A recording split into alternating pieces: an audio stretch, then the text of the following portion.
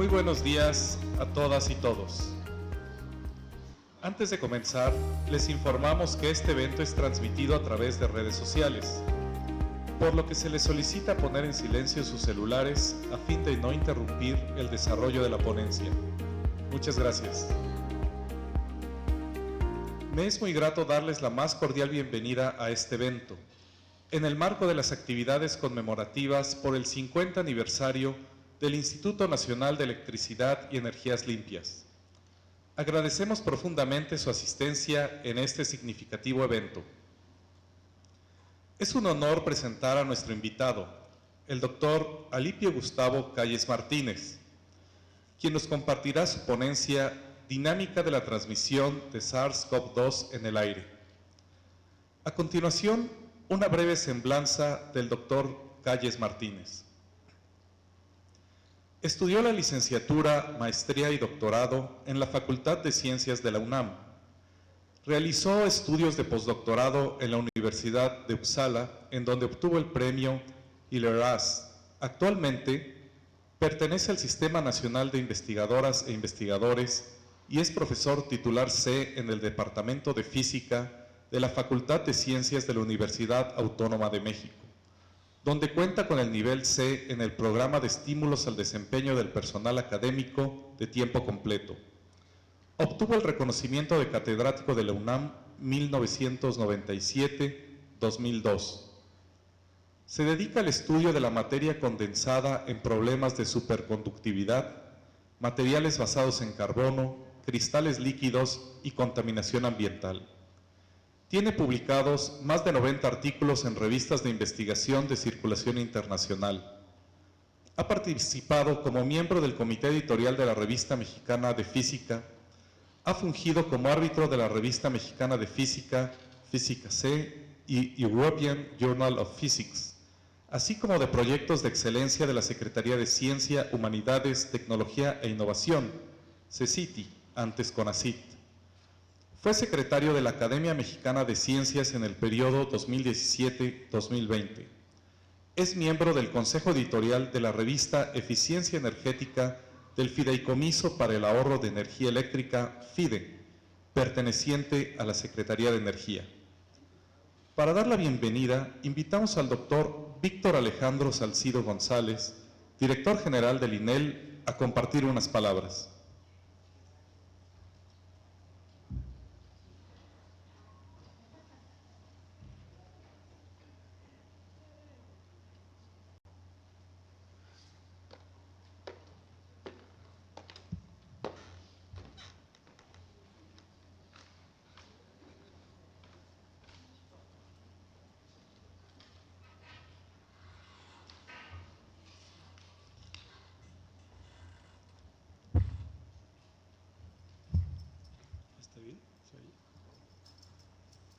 Muy bien, muchas gracias por estar aquí. Buenos días a todas, a todos. En el marco del 50 aniversario del Instituto, estamos hoy realizando una ponencia a cargo del doctor Alipio Calles Martínez, quien es un distinguido investigador y académico de la UNAM desde hace bastante tiempo, institución en la que hemos compartido la labor docente. Su visita honra nuestra comunidad, ya que su trayectoria y aportaciones en el ámbito científico, particularmente su experiencia en temas del campo físico, como la superconductividad, los materiales, la contaminación ambiental, son un referente para quienes trabajamos por el avance tecnológico y la innovación en el sector energético. Esta visita motiva a continuar impulsando, a fortalecer los lazos de cooperación, el intercambio de ideas y la generación de conocimiento que contribuye al desarrollo sostenible de México. Doctor Calles, recibe usted el reconocimiento y aprecio de quienes integramos el INEL. Estamos seguros de que este encuentro y el tema que ahí nos expone darán una valiosa perspectiva a los acontecimientos que vivimos recientemente y las formas en que podemos actuar frente a situaciones similares. Como ustedes ven, el tema es un tema de bastante actualidad, aunque no quisiéramos recordarlo, pero pues está ahí y sigue ahí. Y bueno, pues vamos a ver qué nos puede decir el doctor Calles acerca de esto. Bienvenida, Ninel, doctor. Mucho gusto.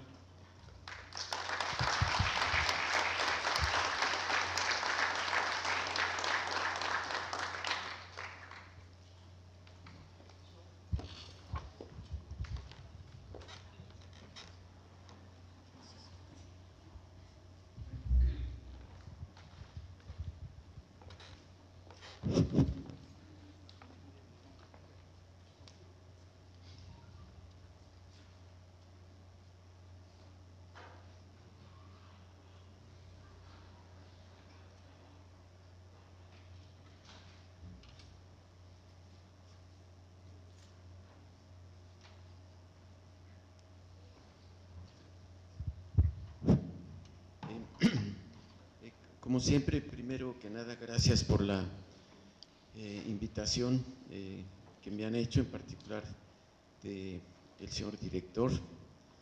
Ya he tenido la oportunidad de estar aquí con ustedes hace un buen rato. Estuve en el 17, aquí hablando de cosas de energía. No sé si algunos de ustedes estuvieron, pero ya tuve el gusto de estar en este lugar, en un lugar mucho más pequeño, y me da mucho gusto estar aquí. En efecto, voy a hablar de la dinámica de la transmisión del SARS-CoV-2. Esto se tiene que hacer la transmisión a través de la saliva, así fue como se supo que se estaba transmitiendo, y como físico para nosotros es sencillo hacer el planteamiento de la dinámica. Otro problema es resolverlo, y es lo que les vamos a enseñar. Al final, las conclusiones, lo que nos motivó a los autores, ahorita lo presento al otro autor, fue justificar las medidas de la Organización Mundial de la Salud sobre la seguridad, sobre la forma en que deberíamos de estar protegidos. Voy a tener esta luz prendida porque creo que se ve poco, apenas se nota, ¿no? Si se puede apagar esta luz estaría padrísimo para que vieran mejor, si no nos quedamos así como ustedes quieran. Ok. Apenas se ve, ¿verdad?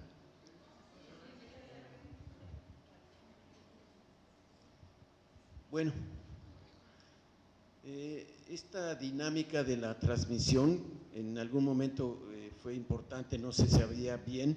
Lo único que se decía a nivel internacional es que se transmitía a través del acercamiento entre humanos, y nos dieron, la OMS nos dio una serie de instrucciones a todo el mundo de cómo deberíamos de reaccionar ante la epidemia que se declaró en su momento. Un autor importante, espero que lo conozcan, sepan de él, es José Luis Morán López, del Instituto Potosino de Investigación Científica y Tecnológica en San Luis Potosí, y desde luego él y yo colaboramos en la elaboración de este trabajo. Y les voy a platicar entonces un poco de antecedentes. Les hablaré sobre las recomendaciones de la Organización Mundial de la Salud, el movimiento de las gotas de saliva, que es donde va el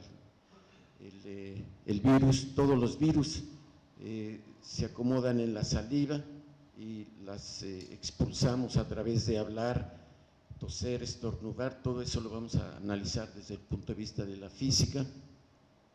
Vamos a ver la distribución del tamaño de las gotas, la carga viral transportada, y en efecto vamos a hablar de la justificación de las medidas sanitarias que se estuvieron manejando en el planeta. Y lo que todos usábamos, las soluciones que nos daban para evitar la infección, para para no contaminarnos, fue el uso del tapabocas, y vamos a hablar un poco sobre su impacto y terminaré con las conclusiones. Esta parte que les voy a platicar me gusta mucho, de cómo nos metimos a trabajar en el problema, y voy a ser un poco rollero respecto a esto.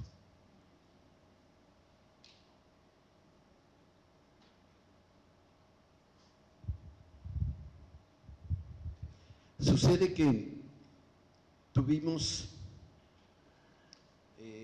como antecedente el plan de desarrollo de la Facultad de Ciencias alrededor del año 2000, y una línea importante para el Departamento de Física de la Facultad de Ciencias fue desarrollar problemas en nanotecnología y problemas de contaminación.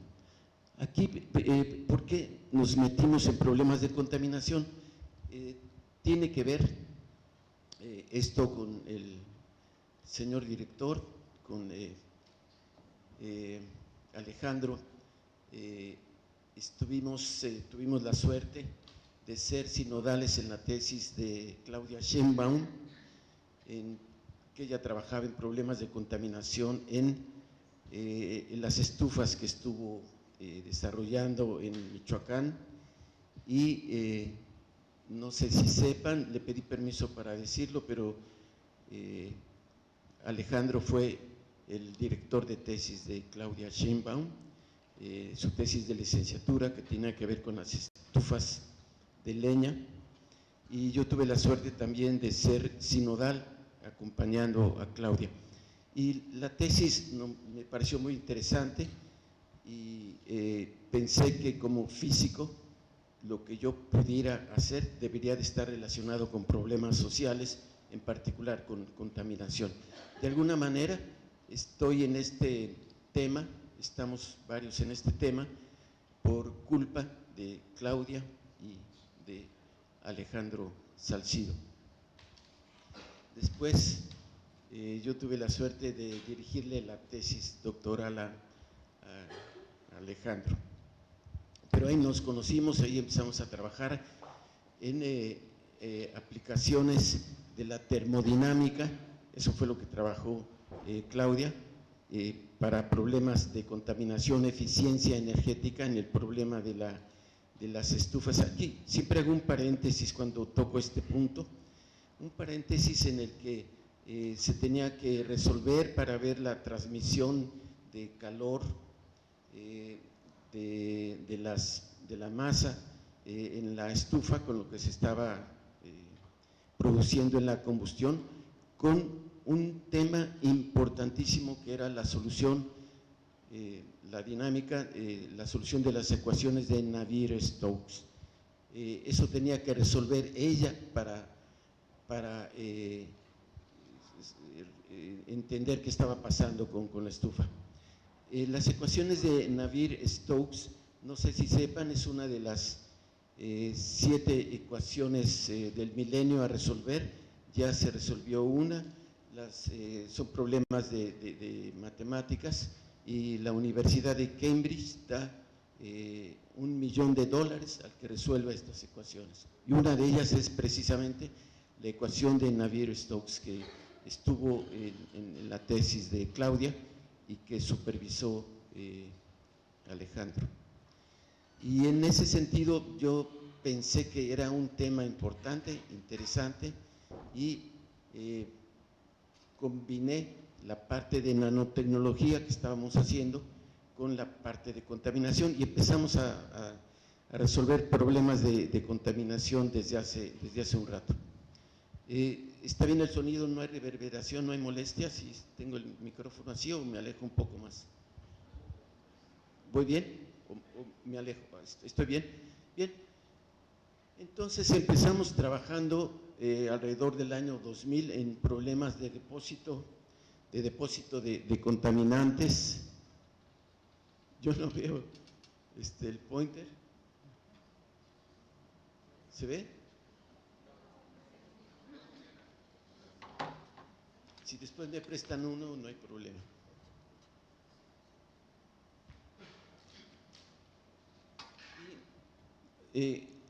como antecedentes, si regresamos a la transparencia, como resultados de lo que estuvimos trabajando en esa época, tuvimos algunas publicaciones para el depósito de distintos contaminantes en la atmósfera.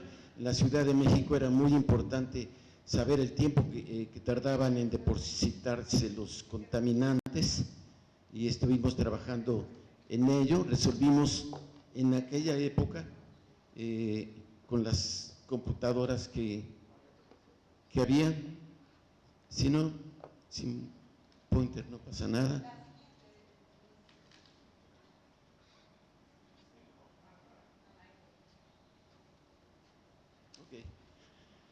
Y tuvimos algunas publicaciones, también fuimos invitados por Leopoldo García Colín del Colegio Nacional a exponer en el Colegio Nacional nuestros resultados. También en el seminario del Instituto no de Geofísica, sino de Geofísica, estuvimos exponiendo en base a lo que estábamos haciendo la probabilidad de que en una erupción del Popo llegara a las ciudades más importantes, a Puebla, a Ciudad de México y a Cuernavaca. Y en base a lo que estábamos haciendo de física, de aplicaciones de contaminación, inspirados por Víctor Alejandro y por Claudio. Bien, otra cosa que nos gusta mucho y que tuvimos una gran relación con Alejandro en la época en que nos conocimos fue las computadoras. Nos gustaba mucho programar, hacer simulaciones. Cuando nos conocimos estaban surgiendo apenas las PCs. Yo creo que fuimos de los primeros en PC en hacer simulaciones de superconductores y poniendo a vibrar a los átomos, y hacíamos ahí, poníamos nuestras bolitas, las poníamos a vibrar de acuerdo a los cálculos cuánticos que hacíamos. Aquí tuve mi primera diferencia con Alejandro en la programación. Creo que yo propuse el problema, pero al final él acabó programando todo, y el que me gana a programar y programa mejor que yo no me cae en gracia, y ahí tenemos una gran diferencia porque me desplazó programando los superconductores de alta temperatura crítica en aquella época. Creo que tu tesis fue sobre superconductores de alta temperatura crítica. Las primeras simulaciones que estuvimos haciendo gustaron en el ambiente. De hecho, no había, estaban surgiendo las PCs, no había ese tipo de simulaciones. Y recuerdo que una vez fuimos a una promoción de la universidad con Petróleos Mexicanos para que nos patrocinaran, y por primera vez Petróleos soltó $1,000,000 de aquella época para hacer superconductores de alta temperatura crítica, y nos llevaban a enseñar nuestros dibujitos y todo eso. Estuvimos con funcionarios de Pemex y todo esto. Entonces, simulaciones hacemos desde hace rato. Con Alejandro empezamos, yo bajé mi programación, estábamos programando en una PC en Pascal, me parece, y tuve la suerte de que él decidió venirse a Cuernavaca a trabajar, no quería estar en la Ciudad de México, y entonces retomé mi programación, y entonces ya me volví otra vez feliz programando yo y sin que nadie me inhibiera. Todo estudiante, colega que programa mejor que yo, me siento muy incómodo porque me encanta programar, y entonces saber que la gente joven y todo esto programa mucho mejor que yo, eso me da mucha envidia, a veces los odio. Bueno, sucede que esos son los antecedentes en cuanto a contaminación, depósito de contaminantes, y tenemos varios trabajitos por ahí, de tal forma que lo que quiero decir es que no somos unos advenedizos que viene la pandemia, somos físicos, hacemos cualquier cosa y nos metemos para resolver el problema. Ya teníamos antecedente de de trabajar con contaminantes. En ese sentido, me era muy importante decir que nos metimos al problema porque teníamos experiencia en lo que les voy a exponer. Sucede que estábamos en plena pandemia,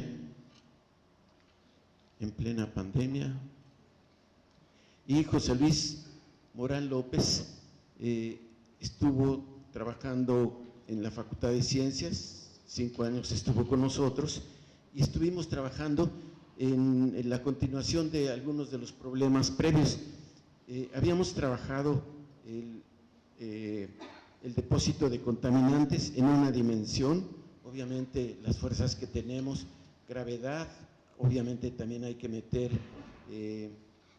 fuerza de fricción y ver en cuánto tiempo tardan los distintos contaminantes, ¿no? Podíamos meter cualquier cosa en una simulación que hicimos y nos daba resultados muy divertidos y todo esto. Cuando llega José Luis, la fricción que habíamos metido era proporcional a la velocidad, lo que se conoce como la fuerza de Stokes, y le metimos arrastre que va con velocidad al cuadrado y empezamos a hacer cálculos un poquito más finos de los que teníamos.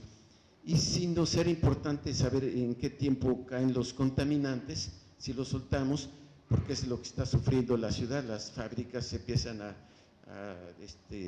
mandar contaminantes de todo tipo, partículas contaminantes, y era importante saber cuánto tiempo se tardaban en caer, en depositarse, y en ese sentido quisimos mejorar el cálculo, y lo hicimos ahí. Estaba José Luis trabajando en ello,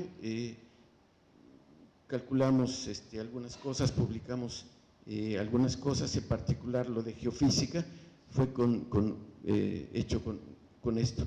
En general, ahora estoy consciente de que no era cierto, pero en ese momento pensábamos que era original trabajar con las dos fuerzas. En general lo que se decía era que dominaba la fricción o al cuadrado o lineal a la velocidad, y nosotros dijimos, pues vamos a meter las dos y a ver cuál domina, dependiendo de las características del problema que está uno trabajando y todo esto. Depende de muchas cosas, pero lo metimos al mismo tiempo, y lo bonito ahí, se resuelve todo con computadora. Les voy a enseñar las ecuaciones a rato, nada más se las enseño, no voy a detallar ahí nada, pero lo interesante que hicimos fue el intento simultáneo de meter velocidad y velocidad cuadrada como fuerzas que estuvieran ahí de fricción, y empezamos a escribir algo, pero se quedó, no lo terminamos simplemente. Entonces empieza la pandemia, estamos igual que todos ustedes aislados en casa con la familia, y yo estaba oyendo noticias de los contaminantes, de cómo se dispersan en el aire y todo esto, y le estaba enseñando a mi hijo la simulación en unos tubos de cómo estaba cayendo los distintos contaminantes. Podíamos poner lo que quisiéramos, no necesariamente contaminantes, pero podíamos ver cómo caía el agua en el aire, cuánto tiempo tardaba en caer en 1 metro, un pedazo de cemento, que sí es contaminante, luego plomo y todo esto. Cuando recibo un telefonazo de José Luis Morán López desde San Luis, él también encerrado, y dice, oye Alipio, creo que podemos calcular esto por lo que hicimos en la facultad. Él ya estaba en San Luis Potosí, claro, y pues de ahí surge el interés de trabajar en esto, excepto que ahora se complicaba la situación. La situación es que ahora era en 2 dimensiones, entonces se nos complica obviamente las ecuaciones. Lo que podíamos hacer fácil en una dimensión ya no era obvio para 2 dimensiones. Se nos complicaron las ecuaciones en el sentido de que aparecen ecuaciones claramente trascendentes, no hay solución analítica y había que resolverlo numéricamente. Entonces nos pusimos a tratar el problema en dos dimensiones. Sabíamos que los virus están depositados en la saliva, en las gotas de saliva, que son esencialmente agua, y el 5% del total de la gota es donde están contenidos las cosas distintas, los virus, bacterias, material orgánico, está depositado en un 5%. Entonces lo que teníamos era un problema de gotas de agua y ver cómo se movían, ver si en efecto era correcto la distancia de 1,5 metros para que fuera sano según la OMS. Y esa es entonces la historia. José Luis me platica que él trabajando en una comisión con Mario Molina, nuestro premio Nobel en Química, que falleció poco después de que se inició la pandemia, desafortunadamente falleció de cáncer, no fue por la pandemia, estaba enfermo de cáncer, pero le dio un ataque fulminante al corazón, y tenían reuniones en la Secretaría de Relaciones Exteriores con NEBRAD, un equipo científico para trabajar sobre problemas de contaminación.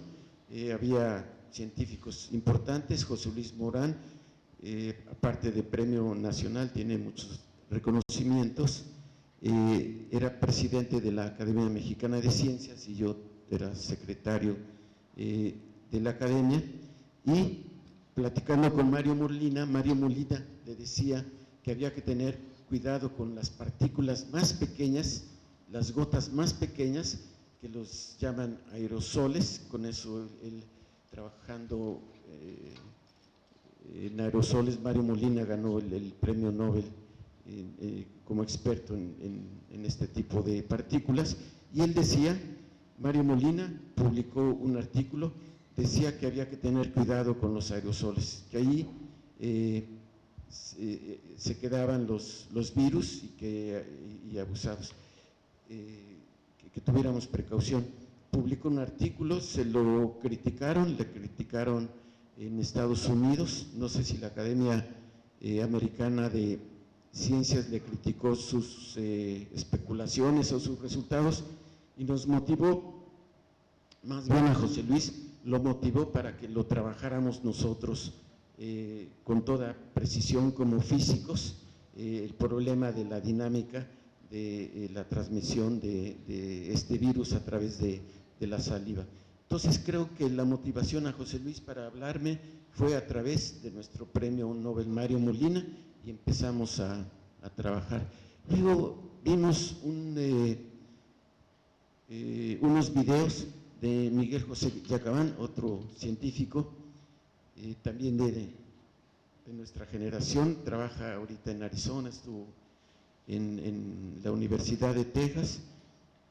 Aquí está mi esposa Marilí, Miguel José y yo somos de la misma generación, entonces nos llevamos muy bien. Ella descubrí tu edad, ella no tiene canas, pero yo sí ya las tengo. Y Miguel José Yacamán decía algo por el estilo, que había que tener cuidado con las partículas más pequeñas, que esas podían flotar, así decían, podían flotar y quedarse en el ambiente y quedarse con todos los virus más tiempo que con gotas más grandes. Eso era lo que especulaba y todo esto, y tiene otras opiniones que espero al final contar, si me lo permiten, a la hora de las conclusiones. Entonces, así surgió, este es el antecedente de por qué estamos aquí, trabajando en el problema de la dinámica, de la transmisión del virus que tanto daño causó al planeta. Fue algo que todavía no creo que veamos las consecuencias completas de lo que significó esta pandemia. Fue algo tremendo desde el punto de vista económico, desde el punto de vista social, el descontrol que todos tuvimos al estar tanto tiempo aislados, había que tomar lo positivo que se pudiera, pero fue algo, un acontecimiento universal que había que atenderlo, y los científicos deberían de meterse, los que pudieran hacer cosas, y modestamente está esta pequeñísima y modesta contribución de José Luis y un servidor desde el punto de vista teórico para justificar las medidas de la OMS y algo más, algunas cosas que más vamos a enseñar.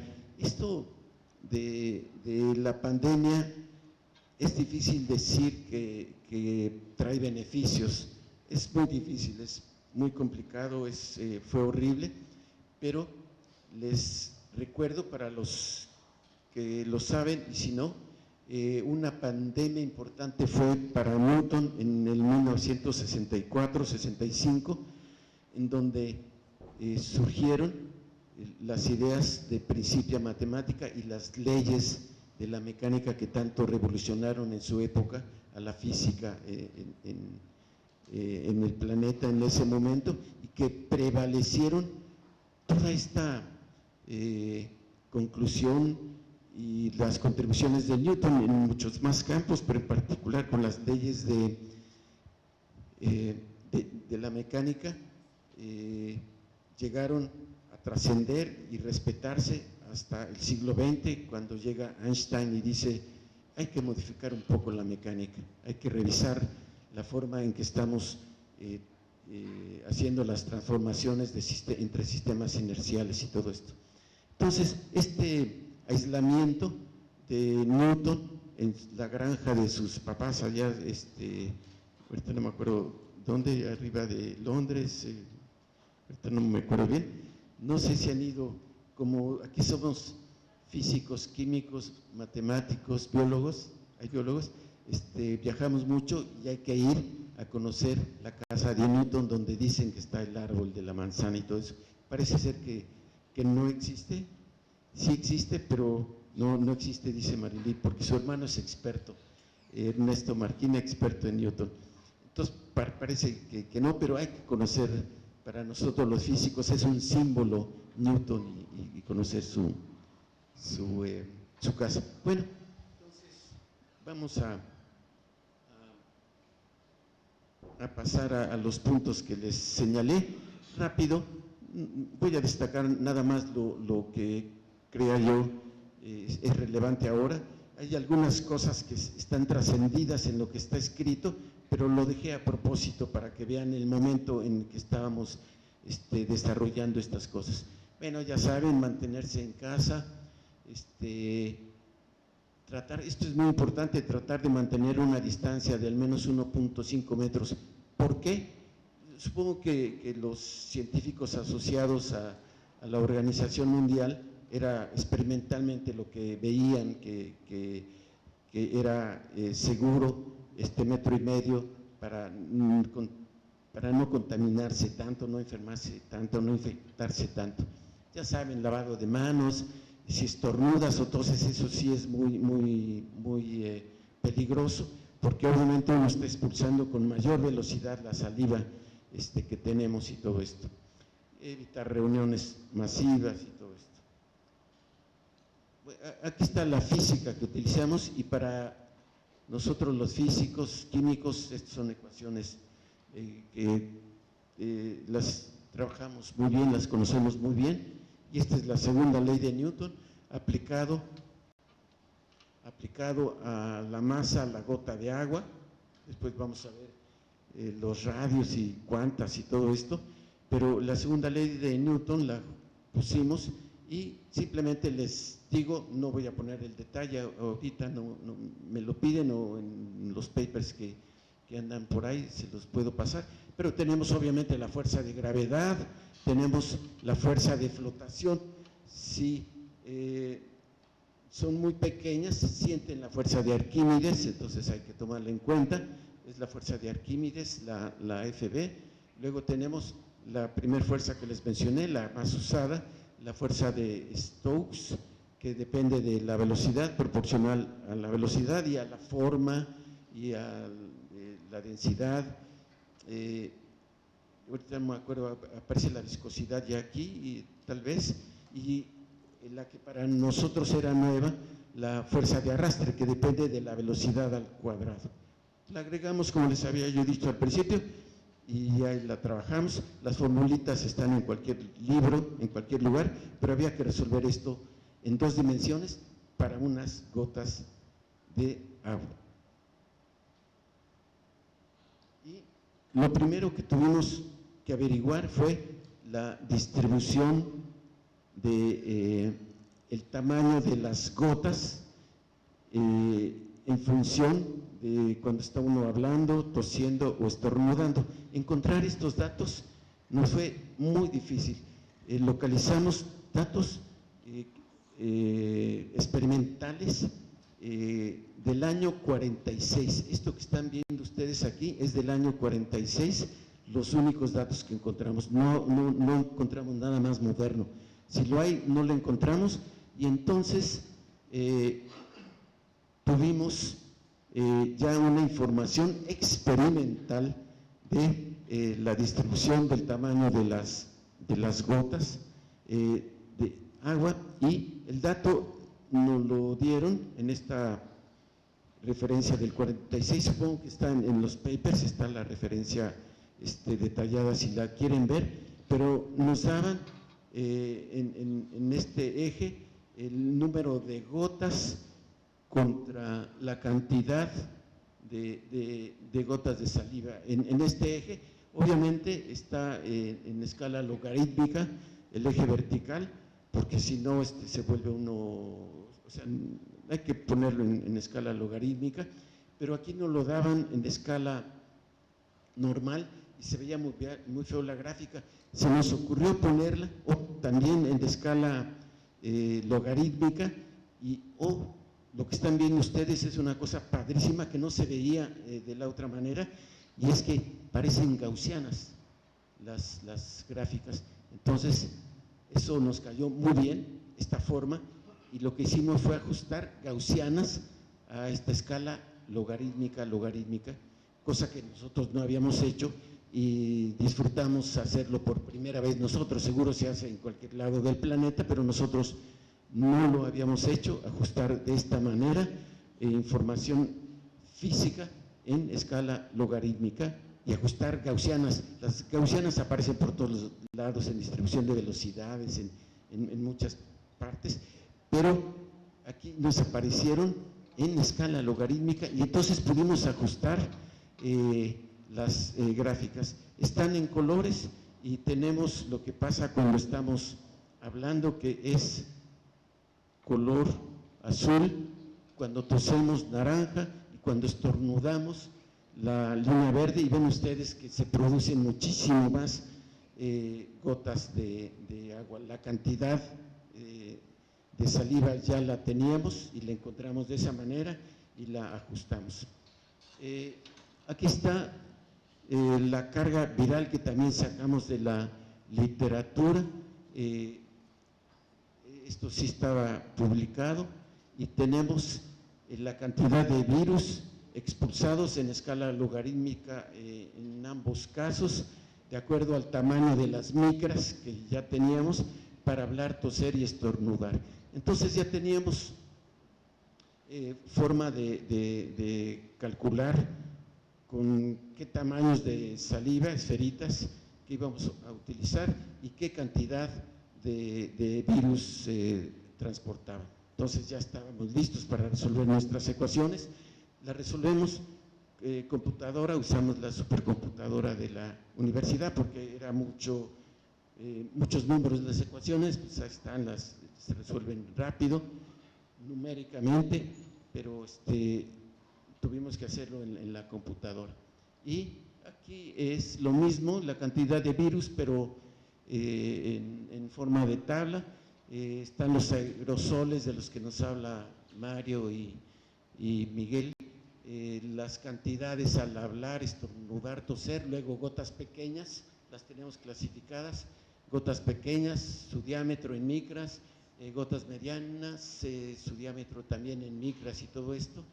Y no sé si me falta aquí las grandes, pero las analizamos todas y entonces ya sabíamos la cantidad de gotas y entonces lo metimos a la computadora, resolvemos las ecuaciones numéricamente y también tuvimos que averiguar la velocidad, es un tiro balístico, la velocidad de la salida de las gotas cuando estamos hablando, tosiendo, estornudando, y de acuerdo a la literatura que estaba circulando en el planeta, le asociamos, si estamos hablando, estoy asociándole, ahorita que estoy hablando, aquí está saliendo a 30 kilómetros por hora el aire, y asociamos a 60 kilómetros cuando tosemos y cuando estornudamos, un ciclón de 120 kilómetros por hora. Y entonces ya tenemos todo para resolver, los físicos lo resolvemos en las ecuaciones, las podemos plantear desde nuestros cursos de licenciatura, pero la combinación de con la fricción y todo esto, sí queremos haber sido originales, no lo fuimos, pero creemos ser los primeros en hacer esto. Y entonces tenemos dos cosas que nos interesaba saber: el alcance de las gotas en las tres situaciones, hasta dónde iban a llegar y cuánto tiempo duraban en el viaje, su tiempo de vuelo. Pusimos a un humano hipotético, hombre o mujer, de 1,70 m de altura, y entonces desde la altura de 1,60 m, por donde está la boca más o menos, hicimos el cálculo para saber. Y aquí están los resultados, y los resultados, la gráfica de arriba es tomada de un artículo que publicamos, está el rango de hasta dónde llegan en las tres situaciones, de toser, de hablar y de estornudar, y observamos que tiene más alcance, obviamente, para nosotros los físicos y químicos y matemáticos, obviamente mientras más grandes sean las gotas de agua, llegan más lejos, desde luego. Pero lo interesante de esto es que el tiempo de caída, el tiempo de vuelo, mientras más grandes, caen más rápido, inclusive la escala aquí está en segundos, del orden de pocos segundos, pero si son más pequeñas, tardan mucho más en caer. Y entonces, en la zona que dijimos que era de aerosoles, los que decía Mario Molina, en efecto se quedan flotando. Entonces, nos dio mucho gusto que pasara esto.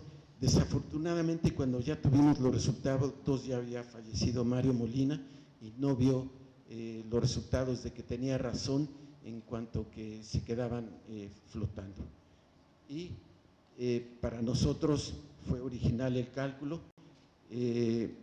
Creo que debe de haber cálculos de ese estilo en otras partes, pero para nosotros era nuevo y nos pareció que era muy interesante que pasara lo que intuitivamente nos había dicho Mario Molina. Y en el video que les decía de Miguel José Yacamán, él decía también que estaban flotando las partículas más pequeñas y pues también tenía razón.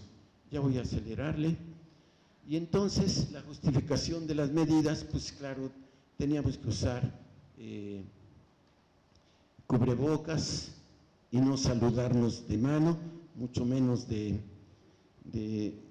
beso.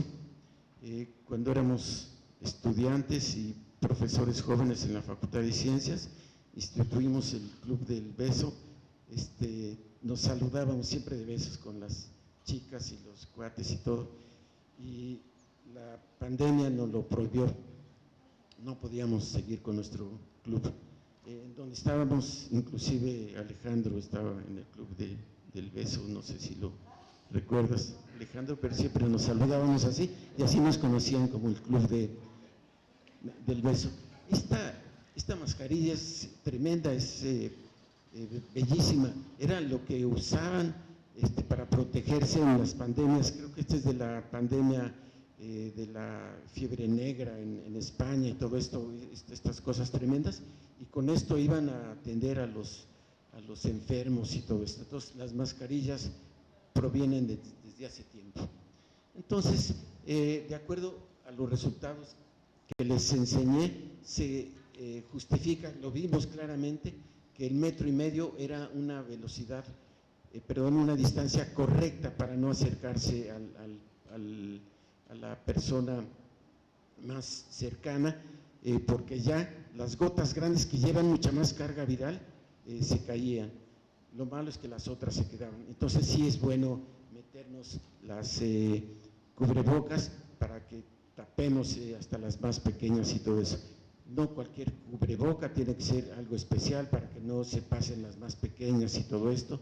Lo importante entonces, repito, los aerosoles permanecen suspendidos en el aire mucho tiempo, tiempos muy largos, que no lo tomaban en cuenta bien las autoridades y al rato se concentran, aunque tengan poca carga viral, se concentran y se llega a las cantidades que le enferman a uno. Bueno, estas otra vez las mascarillas. Bueno, entonces para nosotros en efecto fue importante que se usaran las mascarillas. Al principio la OMS no recomendó de inmediato las mascarillas, inclusive aquí en México al principio hubo dudas y fue muy criticado el gobierno por no haber dicho que se usaran antes. Al final ya estuvo todo claro. Y entonces nuestras conclusiones, ya paso a las conclusiones. La sana distancia, en efecto, las justificamos de acuerdo a lo que sugirió la OMS, y lo justificamos a través de física muy precisa. Aquí se me olvidó algo que recuerdo. He estado haciendo énfasis en meter fuerzas con velocidades proporcionales a la velocidad y v cuadrada. ¿Saben quién mete algo de este estilo? Para hacer cohetes balísticos, la NASA y el Departamento de Defensa, ahora de guerra, de Defensa de los Estados Unidos resuelven este tipo de ecuaciones, pero en lugar del cuadrado, no sé por qué, tienen algo parecido al cuadrado, no es exactamente cuadrado, pero ese es el tipo de fuerzas que toman en cuenta para mover los cohetes, y los cohetes ahora tan horribles que se están usando. Ellos tienen experimentalmente una corrección al 2, la v cuadrada tiene una justificación teórica muy clara, pero ellos tienen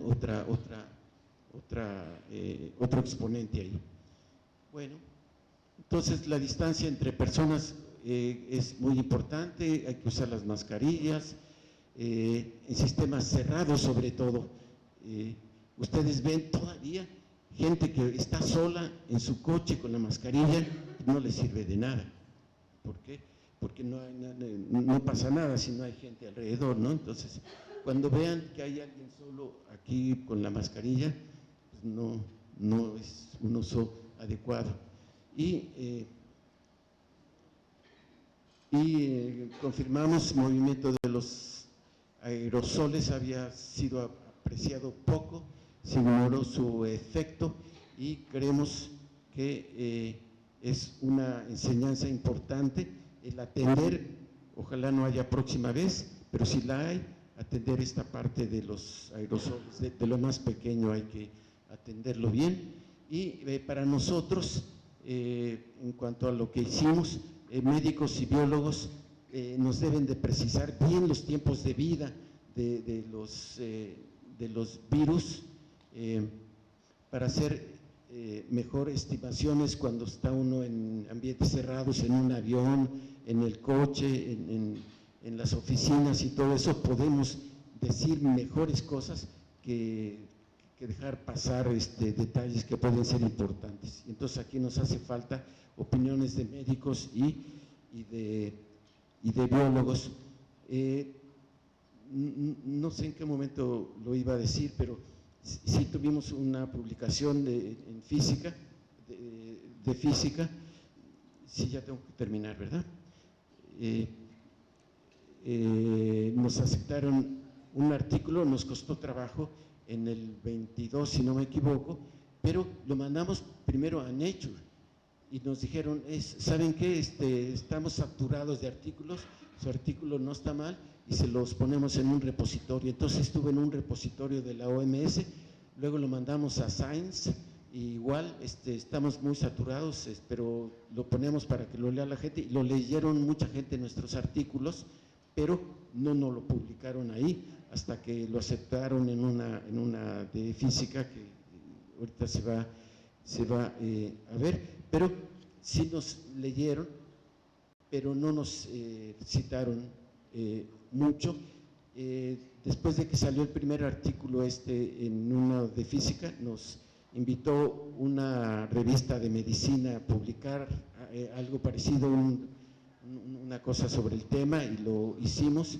Y recientemente, el año pasado, nos invitaron a publicarlo de divulgación en un libro que traje 2 para regalar, y estamos en un capítulo y son unos 7, 8 artículos sobre COVID, distintos aspectos de varios autores de ciencias sociales, de biólogos, de expertos, y está nuestro artículo que al ratito vamos a rifar, no sé cómo lo vamos a repartir.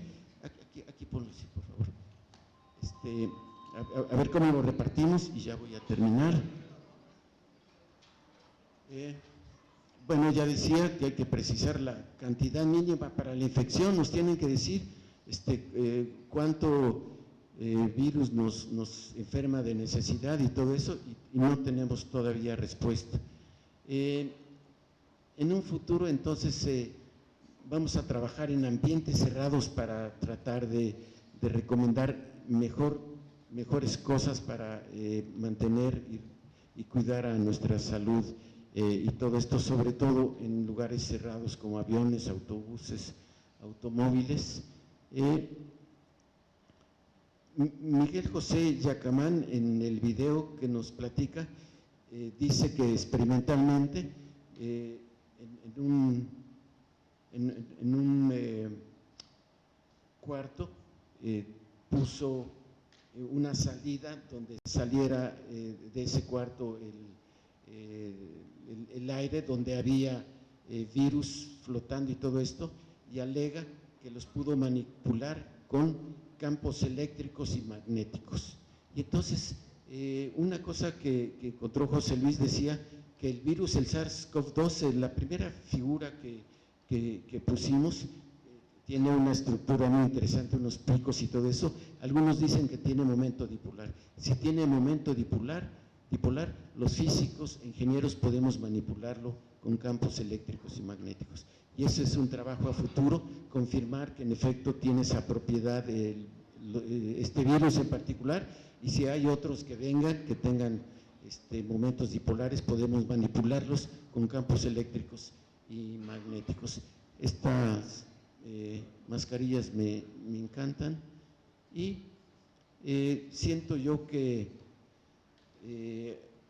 hubo momentos desde la Organización Mundial de la Salud que estuvo lenta la declaración de la pandemia, y algunas de las medidas de seguridad y todo eso tardaron, y pues reflexionamos que debería de reaccionarse más rápido, en particular en México, que hubo tantas muertes. Creemos que sí hubo algunos detalles, en particular de tantos muertos. Recuerden que nuestros hospitales estaban saturados, se tuvo que inventar hospitales especiales para el COVID porque no había suficientes. Y perdón que lo diga, lo primero que hizo en su gobierno Andrés Manuel López Obrador, denunciar toda la bola de hospitales que no terminaron de construir, y antes de la pandemia dijo, vamos a terminarlos. Llegó la pandemia y nos agarró sin la capacidad que deberíamos de tener más hospitales y todo esto. De las vacunas con Calderón que hacíamos, el laboratorio que los hacía, lo suspendieron y no pudimos hacer vacunas a tiempo. Ahorita estamos sufriendo haciendo la de México que planteó CONACYT. Todavía le falta un detallito para que circule allí en el COPRIS y todo esto. Y esas son mis reflexiones. Este es el artículo primero que nos aceptaron en una revista de física. Y ahí están todos los detalles que quieran. Y luego esta es la invitación a una revista de medicina, de bacteriología y parasitología. Nos pidieron justificar las medidas y todo esto, es un resumen. Y les agradezco a Mario Molina, a Miguel José Yacamán, las opiniones. Mario Molina iba a ser autor, pero no pudimos pedirle su autorización por su fallecimiento. Lo hicimos en computadora en la UNAM y les doy las gracias. Ha sido un privilegio para mí estar con ustedes ahora y, señor director, le deseo éxito en su gestión, que tanto lo merece usted como todos ustedes. Muy amables.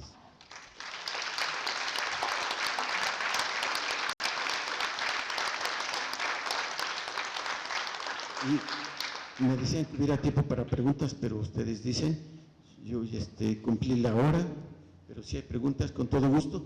Y a ver cómo regalamos los libros donde están, hay cosas interesantes que deben de leer.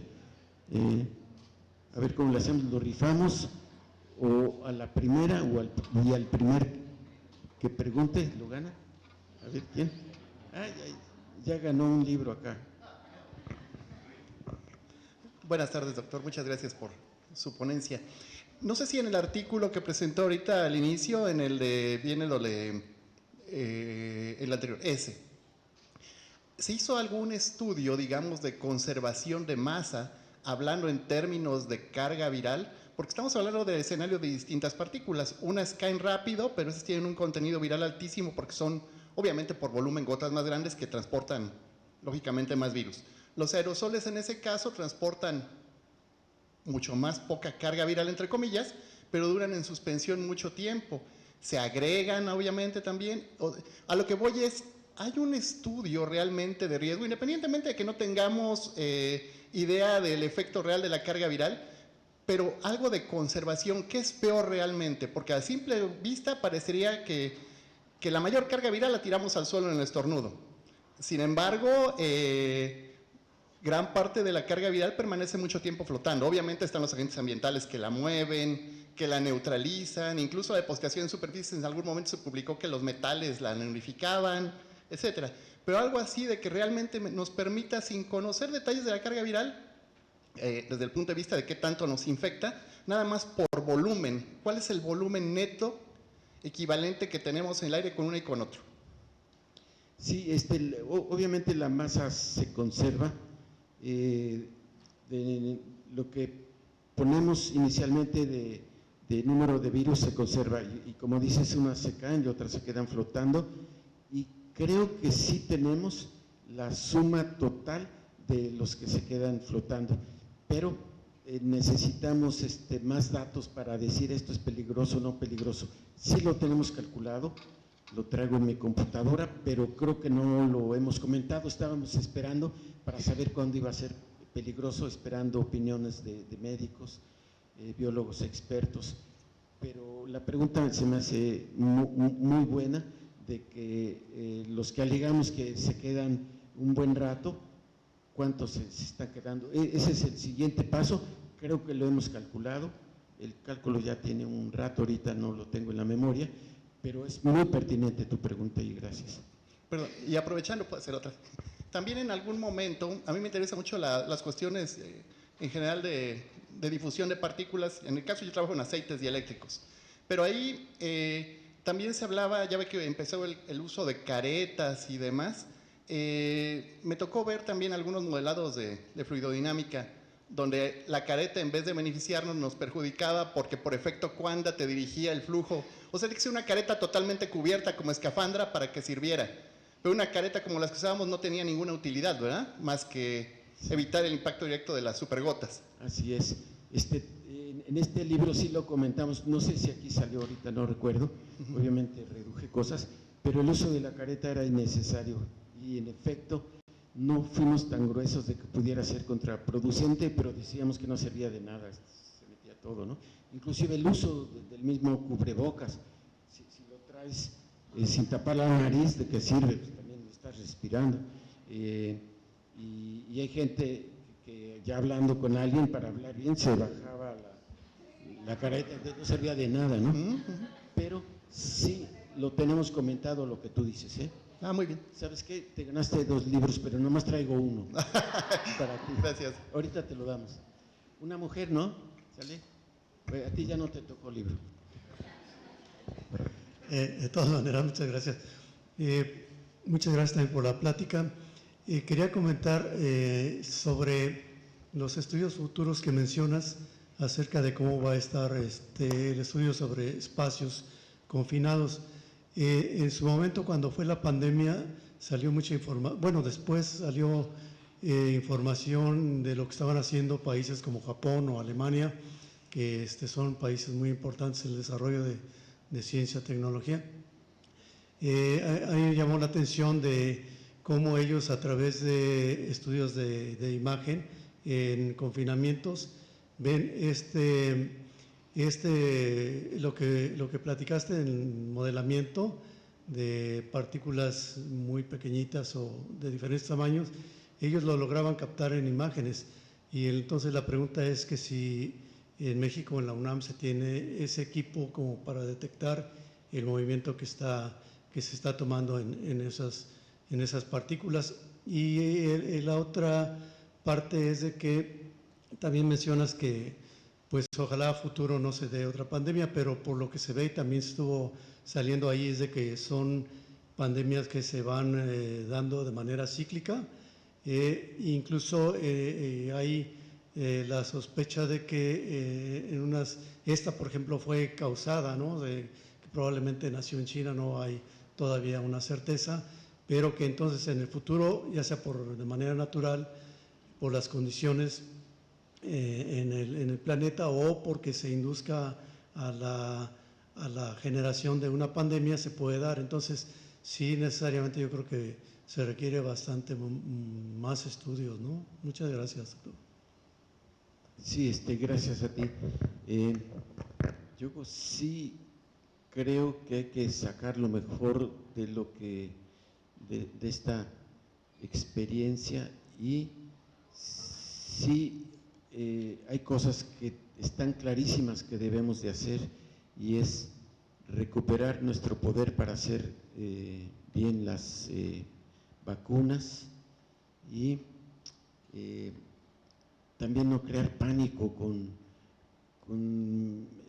noticias falsas y todo eso que estuvieron circulando. Entonces yo creo que es muy interesante el comentario que haces y esperemos que no vuelva a haber otra, pero vamos a estar, espero, mejor preparados para atender las cosas, hacer las cosas más rápidas y todo eso. Gracias. ¿Contesté? La ganadora del libro de mujer. Muchas gracias, doctor. Una pregunta, cuando ponían los intervalos de tamaño de partícula o de gota y las diferentes formas de expulsar el virus, ponía número de virus. ¿De dónde saldrían esos datos? Ahí sí se veía que, como decía el compañero, que las gotas más grandes podían tener hasta 46 millones de virus cuando se estornudaba.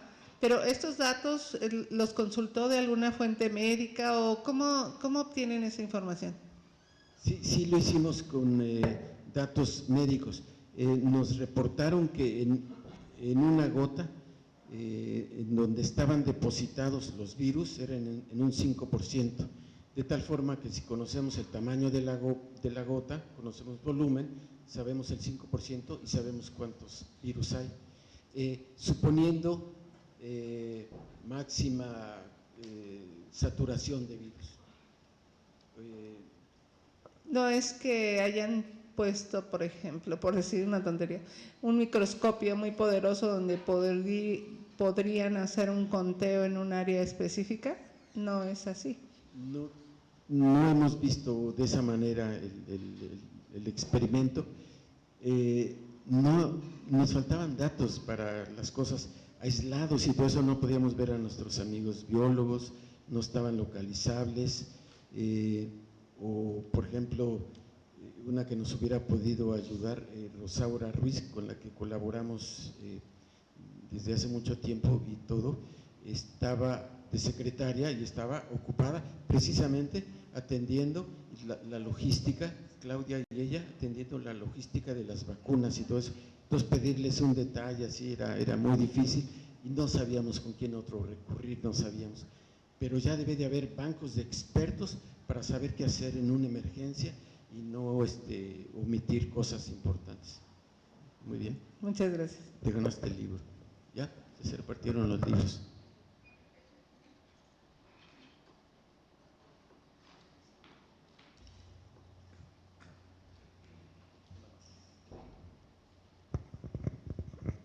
Hola, muchas gracias por la plática. No quería hablar, pero bueno, vamos a hablar.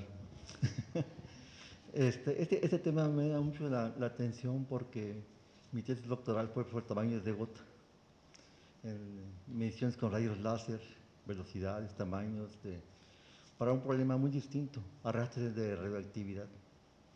Entonces, cuando cayó la pandemia, pues dije, agarré mi tesis, aquí tengo mucha información. Y me di cuenta que las gotas abajo de las 10 micras flotan. Iban a flotar únicamente por la pura turbulencia atmosférica que hubiera ahí. Mandé un comunicado allá en el mes de febrero, cuando empezó la pandemia, nadie me hizo caso, pero marzo por ahí más o menos. Y dije, las gotas van a flotar. Arriba de las 10 micras caen enseguida, por la pura gravedad. Y las fuerzas de arrastre no las van a hacer capaces de que se suspendan, ¿no? De hecho, Stokes lo puede uno meter en la cuestión de arrastre de la velocidad al cuadrado, queda ahí comprendida. Y el coeficiente de arrastre es CD igual a 24 entre el número de reinos, y queda metido ahí. Entonces, todo queda ahí al cuadrado, ¿no? Entonces, lo que hice después, y creo que es algo interesante, es que a partir de ello yo sugerí, o sugiero hasta el día de hoy, que deberíamos de ventilar los cuartos, de tal forma que venzamos las fuerzas de arrastre, justamente para que las gotas puedan salir, si no van a estar ahí flotando siempre. También hice un cálculo de cuántos virus habría en una nube de gotas, ¿no? Y entonces lo que hice, bueno, dije, en una esfera, si la gota es esférica, van a caber 60% de gotas pequeñas esféricas. Esa es una ley que hay por ahí. Y yo supongo que el 50% de las gotas, el 50% de ese volumen está ocupado por gotitas, y entonces por ahí surgió en Australia en aquella época que un virus medía del orden de 20 micras, no, 20 nanómetros. Entonces, de esa forma hizo un cálculo y salió un número estratosférico de virus que andarían flotando en una atmósfera, justamente porque no hay ventilación. Entonces yo para los aviones, para los autobuses, siempre cuando me posiciono en un lugar intento ser donde haya donde salga el aire, para que no me vaya, para que no esté en una zona muerta del lugar. Creo que por ahí debe ir el estudio, cómo dimensionar el volumen, las salidas de aire, para que no haya zonas muertas y ahí no se acumulen gotas flotando. Sí, yo creo que tienes razón en lo que dices, coincidimos, y si no tienes inconveniente me gustaría que platicáramos después contigo de lo que has hecho, porque me sonó que nos puede ayudar a lo que queremos hacer y todo esto, y si no hay inconveniente, platicamos. Sí, claro, sin y problema. a ver si podemos establecer algo más. Sí, sin problema. Más concreto. Sí. Gracias. Y sí, en la universidad hubo intentos en ingeniería, simulaciones que grababan y todo esto, de cómo se dispersaban las cosas y todo esto. Yo creo que en ingeniería hay posibilidad de hacer anterior pregunta que me hiciste, que si en algún lugar había gente que estuviera haciendo cosas experimentales de este tipo. Hubo intentos de ingeniería, pero quedaban muy cualitativos y todo esto, entonces no pudimos aprovecharlo, pero se me hace muy interesante lo que estás haciendo y creo que nos puede ayudar y creo que coincidimos en cosas. Claro que sí, bastante. De hecho, la pregunta que hicieron por allá de tomar imágenes, o sea, fotografías, son buenos, pero la escala del tamaño de la gotita, eso lo va a hacer muy, muy difícil. O sea, si están arriba de las 100 micras, por ejemplo, eso sí es factible, pero el campo de visión es muy cortito, por eso no hay tantos. Sin embargo, las misiones más efectivas son con láser, o sea, con velocimetría láser, Doppler, por ejemplo. Entonces, de esa manera se pueden medir cosas mucho más interesantes. De hecho, yo vi estudios, en ese año yo me empecé a documentar sobre gente que había hecho estudios, así que al vapor, ¿no? Sobre qué gotas expulsaban las personas, ¿no? Dependiendo de cómo era. Y yo vi espectros no muy bien medidos del todo. De hecho, por ejemplo, ahí usted mostró una gráfica donde había varios miles de gotas, ¿no? Miles de gotas en función del tamaño. Yo me preguntaría, ¿cómo lo midieron en los años 40? Porque no había tecnología, todo era por conteo.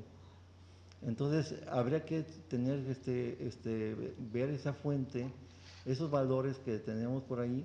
Yo cuando me metí a hacer estudios de tamaños de gota en los años, mi tesis la comencé en el 87, empecé a ver la literatura mundial sobre qué había de métodos de medición de tamaños de gota, pues todos eran bastante rudimentarios.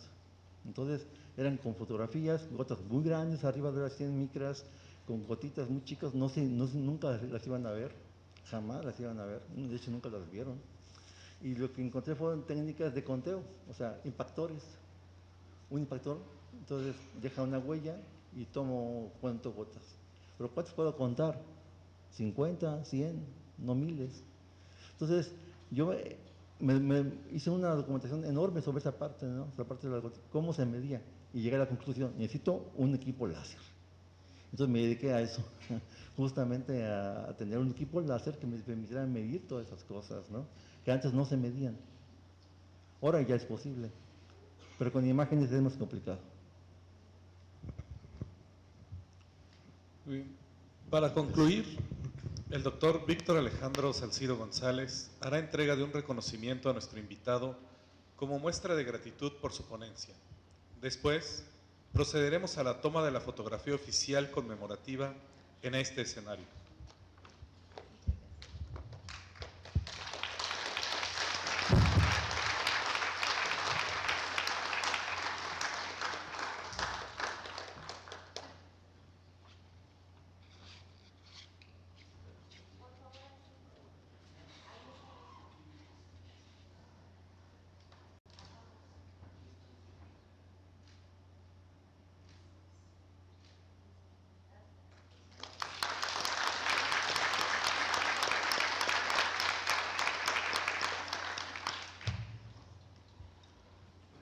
Muchas gracias a todas y todos por su asistencia. Les invitamos a seguir participando